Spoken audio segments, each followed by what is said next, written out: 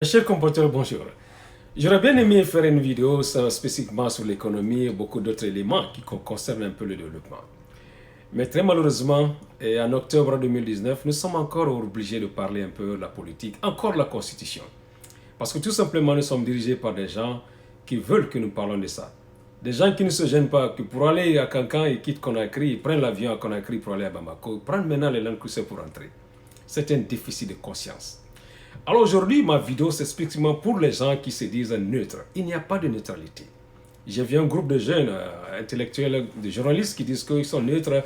Voilà, il ne faut pas que les gens confondent entre le traitement impartial d'un document, d'une information, et l'opinion des citoyens. Les journalistes sont d'abord des citoyens guinéens. Et ce qui se passe ici intéresse tout le monde. Et quand c'est le cas, chacun a l'obligation de faire sa part, et dire quelque chose, dire que je ne suis pas d'accord à cela.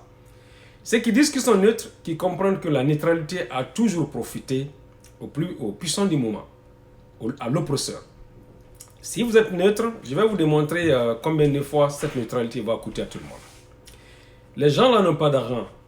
Parce qu'un gouvernement responsable, c'est la fiscalité qui nous permet d'avoir de l'argent. C'est la méthode fiscale.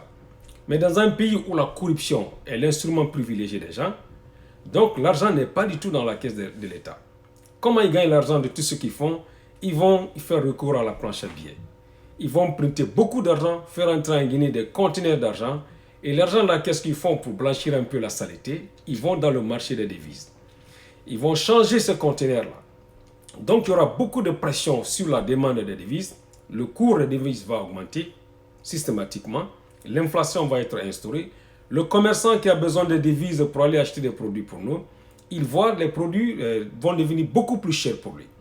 Donc un sac de riz, par exemple, s'il le vend à 200 000, il va être obligé à les vendre à 300 000, un peu plus. Et tous les autres éléments vont être affectés dans ce sens. Et qu'est-ce qui va se passer? Un père de famille qui a l'habitude d'acheter 2 sacs de riz ne pourra acheter que 2, un seul. Parce que tout simplement, eh bien, son salaire n'a pas augmenté. Son salaire est resté au même moment, mais le produit qu'il achète devient beaucoup plus cher pour lui.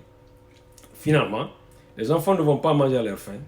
Le prix de scolarité va augmenter. Il y aura des discussions dans les familles. Les familles même vont se séparer. On va avoir des enfants qui sont abandonnés. Ce problème-là, c'est un problème guinéen. Chacun doit se battre. Il n'y a pas de neutralité.